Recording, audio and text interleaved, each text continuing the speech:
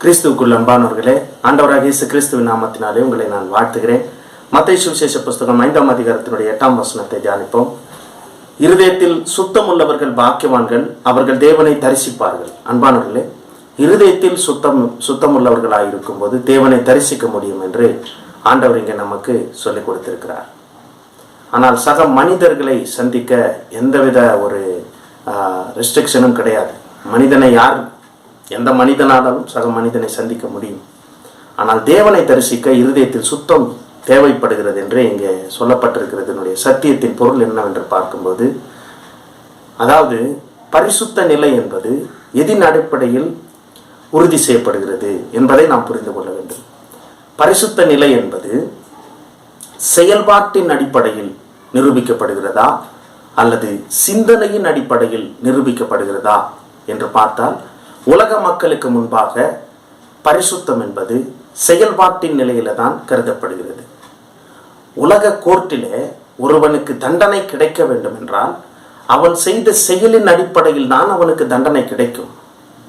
ஆனால் மனிதர்களுக்கு முன்பாக அல்ல, உலக நீதிமன்றத்திற்கு முன்பாக அல்ல, தேவனுக்கு முன்பாக எது பரிசுத்தம் என்று பார்க்கும்போது சிந்தனை தான். சிந்தனை சுத்தமாய் இருக்குமானால் தேவனுக்கு முன்பாய் நாம் குற்றமற்றவர்கள். தேவனுடைய கோர்ட்டில் சிந்தனைகள் சுத்தமாய் இருக்கிறவன் தான் உண்மையான பரிசுத்தவான். ஏனென்றால் செயல்பாட்டின் ரீதியாக நாம பெரிய தவறுகள் செஞ்சிருக்க மாட்டோம். நம்முடைய செயல்கள் மூலமாக பார்க்கும்போது சக மனிதர்கள் நம்மை பாராட்டுவார்கள், இவர் அருமையான மனிதர் என்று சொல்லி.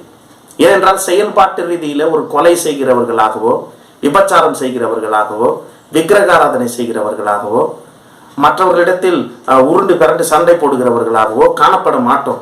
செயல்பாட்டின் ரீதியில நாம் செய்கிற தவறுகள் மிக குறைவு. ஆனால் சிந்தனைகள் மூலமாக செய்கிற தவறுகள் தான் மிகுதியாயிருக்கிறது. அதை அறிந்திருக்கிற ஆண்டவராகிய இயேசு கிறிஸ்து மிக தெளிவாக நமக்கு ஒரு சத்திய உபதேசத்தை சொல்லிக் கொடுத்தார். அதாவது வெளியரங்கமாக அல்ல, தேவனுக்கு முன்பாய் நீ பரிசுத்தவானா இருக்க வேண்டும் என்றால் உன் இருதயம் சுத்தமாக இருக்க வேண்டும் என்று.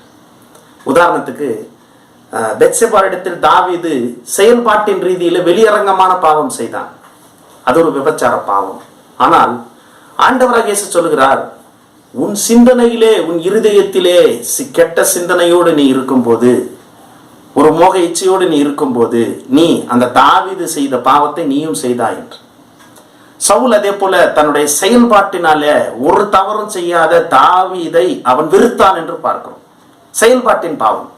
ஆனால் பல பேரை நாம் மேல்நோட்டமாய் நன்றாய் பேசிக்கொண்டு உள்ளுக்குள்ளே அவர்களை வெறுத்து கொண்டிருப்போம். அதாவது நம் இருதயத்திலே அவர்களை வெறுக்கிறோம், இருதயத்திலே காம இச்சை கொள்கிறோம். ஆனால் வெளியரங்கமாய் விபச்சாரம் செய்வதில்லை, வெளியரங்கமாக யாரிடத்திலும் சண்டை போடுவதில்லை, செயல்பாட்டிலே பாவம் இல்லை, ஆனால் சிந்தனையிலே பாவம் இருக்கிறது. அப்படி என்றால் இருதயத்தில் சுத்தமுள்ளவர்கள் பாக்கியவான்கள், அவர்கள் தேவனை தரிசிப்பார்கள் என்றால் அதனுடைய அர்த்தம் மேல்நோட்டமான காரியங்களை விட நாம உட்புறமான காரியங்களுக்கு முக்கியத்துவம் கொடுக்க வேண்டும். அதாவது நம் சிந்தனையில வருகிற தவறான கற்பனைகளை அகற்றுவதுதான் இருதயத்தில் சுத்தமாயிருப்பது. அப்படியாக கர்த்தர் நம்ம இருதயத்தில் சுத்தமுள்ளவர்களாய் நம்மை ஆசீர்வதித்து வழிநடத்துவாராக. ஆமென்.